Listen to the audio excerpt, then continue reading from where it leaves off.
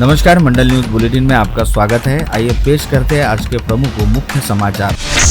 अमरावती शहर की विधायक सुलभा खोड़के ने महापालिका द्वारा बढ़ाए गए प्रॉपर्टी टैक्स पर शासन के आदेश के क्रियान्वयन हेतु आयुक्त और प्रशासक सचिन कलंत्रे का अभिनंदन किया और आभार माना। सुलभा खोड़के ने दावा किया कि पुरानी दरों पर कर मूल्यांकन का काम युद्ध स्तर पर शुरू है। सॉफ्टवेयर में बदलाव कर नई नोटिफिकेशन भेजी जा रही है। मनपा द्वारा गत फरवरी में बढ़ाए गए भारी भरकम हाउस टैक्स पर प्रदेश के मुख्यमंत्री ने गत 5 सितंबर को स्थगनादेश जारी किया, जिसके बाद महापालिका को शहरी विकास मंत्रालय का इस बाबत पत्र भी मिल गया। इस पत्र पर आयुक्त कलेंद्रे ने क्रियान्वयन प्रारंभ किया। अधिकारियों की बैठक लेकर नई टैक्स नोटिसेस जारी करने के निर्देश दिए। युवा स्वाभिमान पार्टी के नेता और बडनेरा के 3 बार के विधायक रवि राणा ने बड़ा बयान दिया है। राणा ने कहा कि भाजपा ने 25 स्थानों पर मैत्रीपूर्ण लड़ाई का प्रस्ताव दिया है। अमरावती विधानसभा क्षेत्र भी उनमें शामिल है। राणा ने कहा कि जिन स्थानों पर 3 दलों के पास मजबूत उम्मीदवार है, वह उम्मीदवार को रोकने पर पार्टी को बड़ा नुकसान हो सकता है। अंततः यह प्रस्ताव दिया गया है, जिसे अजित पवार को भी स्वीकार करना चाहिए। विधायक राणा ने खुद को महायुति का बडनेरा का प्रत्याशी घोषित कर दिया।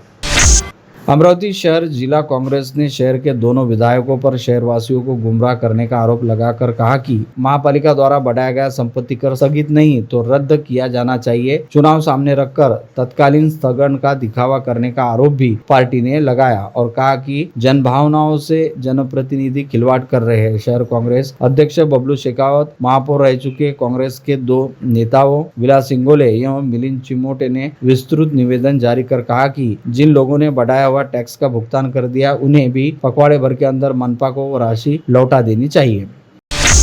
बडनेरा शहर में सोमवार को साप्ताहिक बाजार के दिन रात 8 बजे के दौरान सोहन ज्वेलर्स के संचालक विश्वजीत डुमरे के दुपहिया वाहन की डिक्की से शातिर चोरों ने 17 लाख रुपए मूल्य का करीबन 20 से 25 तोला सोना उड़ा लिया। संपूर्ण घटनाक्रम परिसर की दुकानों में लगे सीसीटीवी कैमरे में कैद हुआ है। घटना की जानकारी मिलते ही बडनेरा के थानेदार सुनील चौहान सहित सभी आला अफसर घटनास्थल पहुंचे। सीसीटीवी के फुटेज खंगाल कर उन्होंने तत्काल अलग अलग दल आरोपी की तलाश में रवाना कर दिए, लेकिन इस घटना से व्यापारियों में दहशत निर्माण हो गई है। आयुक्तालय परिक्षेत्र में 1 सप्ताह के भीतर यह तीसरी घटना है। जानकारी के मुताबिक बडनेरा शहर के झंझाटपुरा नई बस्ती में रहने वाले विश्वजीत रामदास डुमरे की जूनी बस्ती के बारीपुरा परिसर में सोहन ज्वेलर्स नामक सराफा दुकान है। वह हर दिन की तरह सोमवार 9 सितंबर को सुबह 10 बजे के दौरान दुकान पर गए और शाम को 7:30 बजे के दौरान दुकान बंद कर दुपहिया वाहन पर सवार होकर अपने छोटे भाई की नई बस्ती के शिवाजी चौक स्थित मनपा के अब्दुल कलाम आजाद मार्केट में स्थित धर्मवीर रामदास डुमरे ज्वेलर्स पहुंचे। छोटे भाई की दुकान के सामने दुपहिया खड़ी कर बाजू में 99 ज्वेलर्स के संचालक महेंद्र 99 से बातचीत करते खड़े थे। तब पैदल आए एक शातिर चोर ने विश्वजीत डुमरे की दुपहिया की डिक्की से सोने के आभूषण से भरी सफेद रंग की थैली उड़ा ली और वहां से पलायन कर लिया। घटना के बाद कुछ ही देर में विश्वजीत डुमरे की अपने दुपहिया वाहन पर नजर गई, तब उसे वाहन की डिक्की खुली नजर आई। डिक्की से सोने के आभूषण की भरी बैग गायब थी।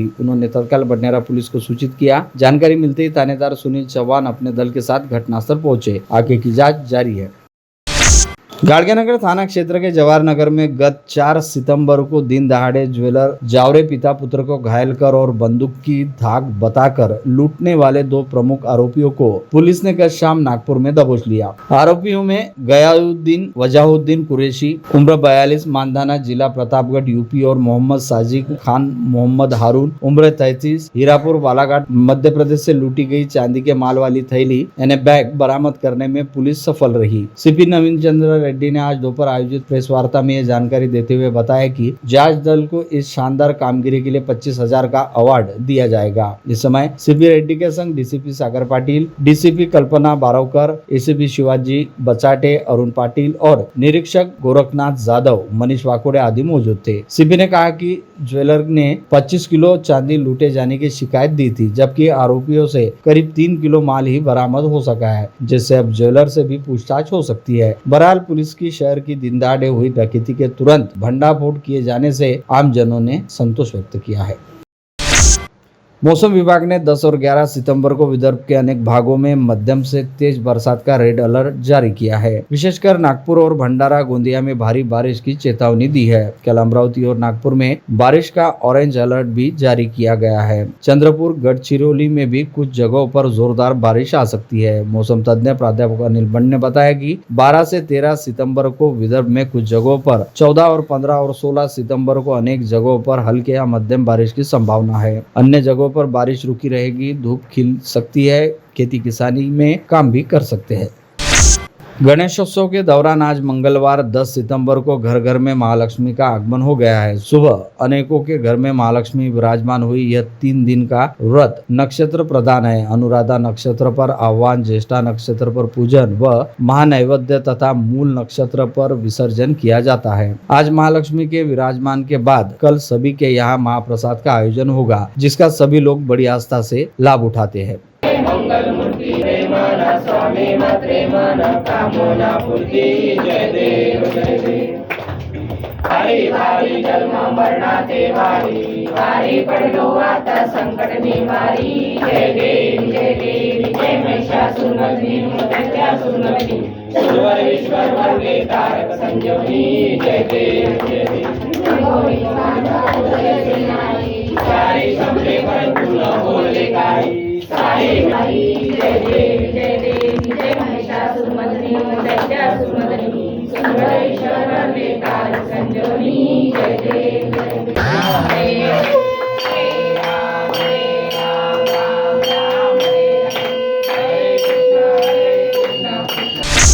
बुधवार के आजाद हिंद गणेश मंडल को गत शाम पुलिस आयुक्त नवीन चंद्र रेड्डी ने भेंट दी। मंडल के विलास सिंगोले तथा अनंत गुड़े ने उनका स्वागत किया। सीपी रेड्डी ने आजाद मंडल गणेशोत्सव की सराहना की। इस समय सुनील खराटे, आकाश शिरवाते, विवेक कलोती, डीसीपी गणेश शिंदे, मानेकर, प्रमोद इंगोले, सुरेश रतावा आदि उपस्थित थे।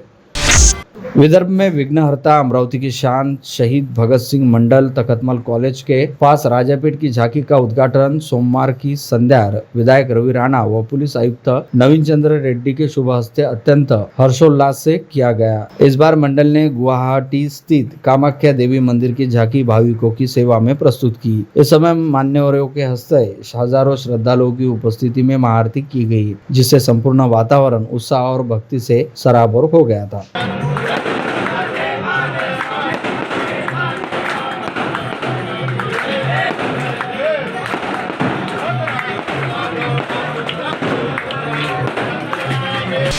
विभागीय संदर्भ सेवा रुग्णालय सुपर स्पेशलिटी में ब्रेन ट्यूमर की जटिल शस्त्रक्रिया यशस्वी होने की जानकारी देते हुए अस्पताल सूत्रों ने बताया कि शिराला निवासी 55 वर्ष की महिला मरीज को थोड़ी राहत मिली है। ट्यूमर के कारण महिला को दिखाई देना कम हो गया था। उसने विविध टेस्ट किए जाने पर ब्रेन ट्यूमर का पता चला। चिकित्सकों ने सरकारी योजना का लाभ देते हुए लगभग निःशुल्क शस्त्रक्रिया संपन्न की। पद्मश्री शंकर बाबा पापलकर का राष्ट्रपति के हस्ते सम्मान होने के बाद अब उनके दिव्यांग अनाथ बच्चों की शुश्रूषा के वज्र मॉडल को अपनाने की राज्यसभा सदस्य डॉक्टर अनिल बोंडे की मांग को स्वीकार किया गया। डॉक्टर बोंडे ने सदन में विषय उपस्थित किया था। अंततः राज्यसभा सचिवालय के निर्देश पर केंद्र की सामाजिक न्याय और अधिकारी मंत्रालय की टीम अतिशीघ्र वज्र को भेंट देकर शंकर बाबा के आश्रम का अवलोकन करेगी। इस आश्रम के कामकाज को राष्ट्रीय स्तर पर अन्य भागों में भी अपनाने के इरादे से टीम को भेजा जा रहा है। यह विशेषज्ञ दल एक सप्ताह में अपना अहवाल सरकार को सौंपेगा।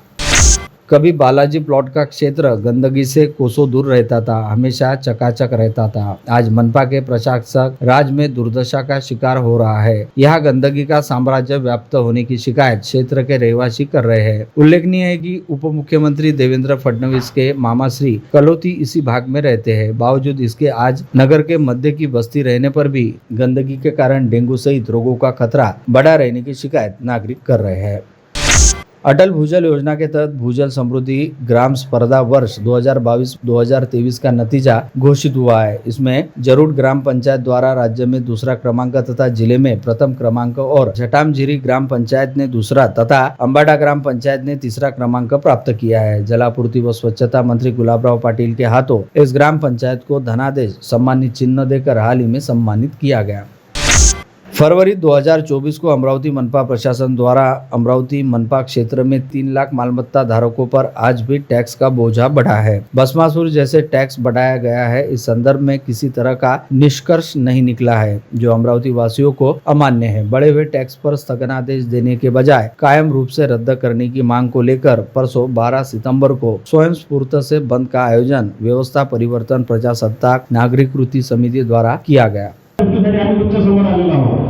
तुमचं म्हणणं आहे की त्यांना काय आम्ही तुमच्या माध्यमातून विचारलं आलो। एकटाच जो महेश देशमुखने विचारलं तर कोणाला सांगणार नाही की महेश देशमुख विचारायला आला होता म्हणून। आणि माझा स्वभाव तुम्हाला माहिती आहे, कधीच कोणी आमच्याकडे विचारलं जात नाही। मला काय माझा अनुभव सांगितला होता की मी सिटी स्कॅन मशीनच्या ऐवजी जवळ 7.5 पैसे गेलो होतो, शेवटी मला उपोषण करावं लागलं। झाले पाहिजे होते या 15 वर्षानंतर 72वें विमुक्त दिन निमित्त भटक्या निमुक्त आदिवासी संयोजन समिति महाराष्ट्र राज्य की तरफ से भटक्या विमुक्त आदिवासियों के हक के लिए राज्यव्यापी संवाद यात्रा गत 28 अगस्त को पुणे से शुरू की गई है। यह संवाद यात्रा शनिवार 14 सितंबर को अमरावती पहुंचने वाली है। नेहरू मैदान से सुबह 10 बजे इस संवाद यात्रा की शहर में शुरुआत होगी, जो प्रमुख मार्गों से होते हुए जिलाधिकारी कार्यालय पहुंचेगी, जहां जिलाधिकारी को विविध मांगों का ज्ञापन सौंपा जाएगा। ऐसी जानकारी आज यहाँ आयोजित पत्रकार परिषद में दी गई है। खरंच स्वातंत्र्य आम्हाला भटकेमुक्त समाजाला मिळालं का याचा विचार करून आम्ही महाराष्ट्रभर गेल्या 2 वर्षापासून या संयोजन समितीमार्फत आम्ही काम करत आहोत। आज भटकेमुक्त समाजाची परिस्थिती, आज त्यांना राहणं घर नाही, जागा नाही, उपयोगितेचं कुठलं त्यांच्याकडे साधन नाही। या सर्व एकूण 17 मागण्याचं गाठोडं आम्ही शासन 23 तारखेला मुख्यमंत्री यांच्यासोबत देणार आहोत। नवीनतम तकनीक और सुविधाओं से भरपूर तेज रफ्तार वंदे भारत की 2 ट्रेनें महाराष्ट्र को मिलने जा रही है। आगामी 15 सितंबर को नागपुर सिकंदराबाद और पुणे हुब्बली वंदे मातरम ट्रेन सेवा का उद्घाटन प्रधानमंत्री नरेंद्र मोदी ऑनलाइन रूप से करेंगे। यह जानकारी मध्य रेलवे ने दी। यह भी बताया गया कि नागपुर सिकंदराबाद रूट की समय सारणी अभी तय होना बाकी है। श्री गाडगे महाराज महाविद्यालय के पूर्व प्राचार्य डॉक्टर संतोष ठाकरे की 2 अलग अलग जन्म तारीखों के घालमेल में आखिर जांच समिति के अहवाल के आधार पर डॉक्टर ठाकरे पर कार्रवाई करने के आदेश शिक्षा उपसंचालक ने जारी किए हैं। शिक्षा उपसंचालक डॉक्टर सुबोध भांडारकर ने आदेश में स्पष्ट कहा है कि जांच समिति की रिपोर्ट में स्पष्ट है कि डॉक्टर ठाकरे ने 1 अक्टूबर 1962 और 1 अक्टूबर 1964 ऐसे 2 जन्म तिथि अपनाई। इन तिथियों का मन मुताबिक जहां वहां उपयोग किया। शासन और सर्वोच्च न्यायालय को भी गुमराह किया। जांच समिति की रिपोर्ट में प्राचार्य भुजंगराव उर्फ डॉक्टर संतोष माधवराव ठाकरे की जन्मतिथि के बारे में उनकी वकील एडवोकेट अनघा देसाई का नामोल्लेख कर कोर्ट में भी घालमेल करने का आरोप किया गया है।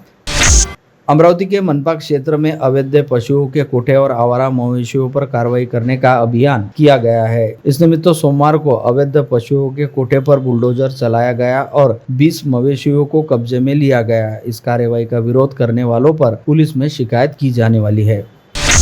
पुलिस आयुक्त नवीन चंद्र रेड्डी ने वर्ष 2024 के जनवरी से अगस्त दौरान पिछले वर्ष की तुलना में 580 केसेस कम होने का दावा आज पत्रकार परिषद में किया। रेड्डी ने आंकड़े जारी कर कहा कि सभी प्रकार के प्रकरणों में कमी आई है, फिर वह मारपीट हो या हमला अथवा एक्सीडेंट। डकैती के टेक्निकली 3 ही मामले इस साल दर्ज होने का दावा सीपी रेड्डी ने किया। प्रेस वार्ता में रेड्डी के संग डीसीपी सागर पाटिल, डीसीपी कल्पना बारावकर, एसीपी शिवाजी बसाटे, अरुण पाटिल और निरीक्षक गोरखनाथ जाधव, मनीष वाकोडे आदि मौजूद थे। अब प्रत्येक पुलिस स्टेशन में जादू टोना विरोधी कानून पर प्रभावी रूप से अमल करने के लिए अंधश्रद्धा निर्मूलन कक्ष स्थापित किया जाने वाला है। राज्य के पुलिस महासंचालक कार्यालय ने इस बाबत आदेश जारी किए गए हैं। इस पर जिले के सभी पुलिस स्टेशन में प्रभावी रूप से अमल होने वाला है। इस कारण आगे से अब जादू टोना करने के नाम पर नींबू मिर्ची की झाड़ फूक करने वालों पर पुलिस तत्काल कार्रवाई कर सकेगी। मनपा में शासन की तरफ से स्थानांतरित उपायुक्त मेघना वासनकर सोमवार 9 सितंबर को कार्यरत हुई। उन्हें उपायुक्त 4 का विभाग दिया जाने वाला है। सामान्य प्रशासन विभाग का भी कार्यभार दिया जाएगा, ऐसा कहा जाता है। इस कारण 2 उपायुक्त में संघर्ष की संभावना दर्शाई जा रही है। साथ ही माधुरी मडावी से यह विभाग निकाला जाएगा, ऐसी चर्चा जारी रहने से अनेक कर्मचारियों के चेहरे खिल उठे हैं।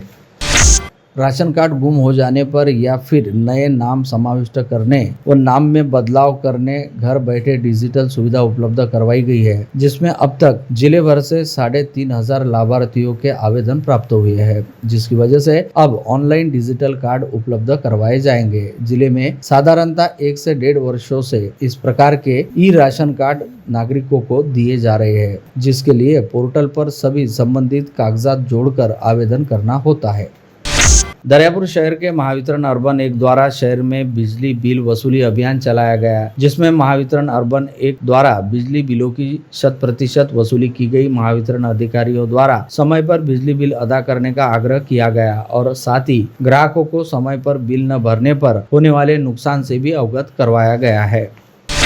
दरियापुर के पुराने शहर मोमिनपुरा में 3 सितंबर की रात 9:30 बजे के दौरान एक 34 वर्षीय युवक पर कोई कारण न रहते चाकू से हमला किया गया। इस घटना में गंभीर रूप से घायल युवक इमरान खान हुसैन खान उम्र 34 की सोमवार 9 सितंबर को नागपुर में उपचार के दौरान मृत्यु हो गई।